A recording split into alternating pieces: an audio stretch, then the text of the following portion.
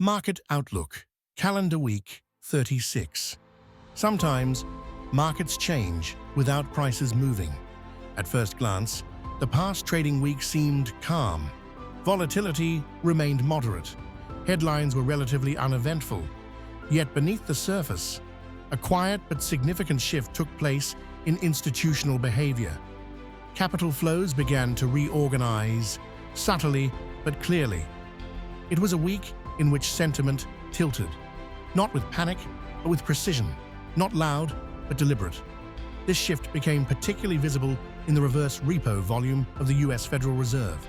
Within just a few days, the amount of parked liquidity doubled from 36 to over 77 billion US dollars. Such a jump doesn't happen by chance. It reflects growing caution, perhaps even a silent skepticism toward short and mid-term market dynamics. When money is parked with the Fed rather than being invested, the market loses fuel, especially in sectors dependent on risk appetite. Digital assets are among the first to feel this effect. This trend was confirmed by the Fear and Greed Index, which dropped from 56 to 47 over the course of the week.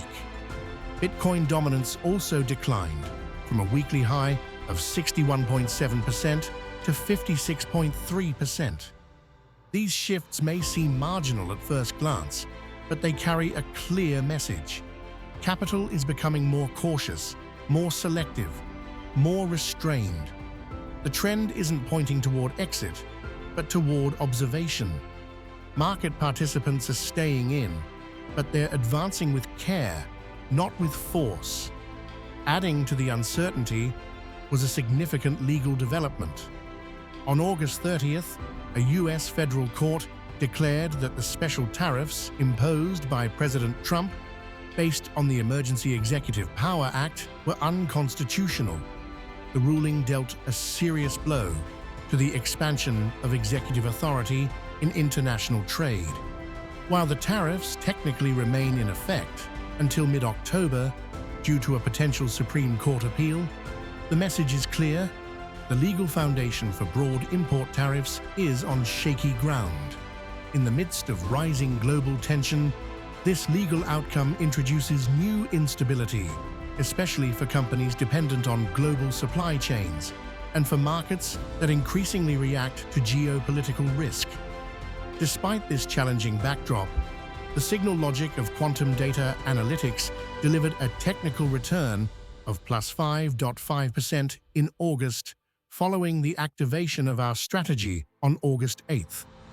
This result not only demonstrates the functionality of the system, but also the strength of a structured, rule-based approach in volatile phases.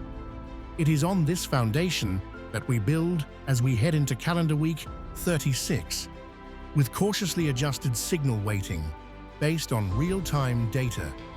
The macroeconomic calendar this week is packed. On Tuesday, preliminary inflation data for the Eurozone will be published alongside the US ISM Manufacturing Index. Thursday brings ADP employment figures, the ISM Services Index, and weekly jobless claims. Friday marks the week's main signal event, the official US labor market report, including non-farm payrolls, the unemployment rate, and average hourly wages. These numbers will not only reflect the present situation, but could also serve as a trigger for potential monetary policy adjustments in September. A growing number of market participants are now pricing in a rate cut, but whether it materializes will depend on these data. Quantum data analytics is entering this week with an adapted strategy. Automated orders are temporarily reduced, new signals are filtered more strictly, and risk buffers are selectively strengthened. Our systems do not act on hunches, but on facts. They analyze liquidity flows, monitor correlations, and interpret volatility structures in real time, free from emotion or bias. This week's markets don't need noise, they need clarity. Not haste, but structure. Those who know what they're doing don't need to rush. We remain calm. We stay focused, and we act only when the data confirms it. Quantum data analytics. Analytical, strategic, innovative.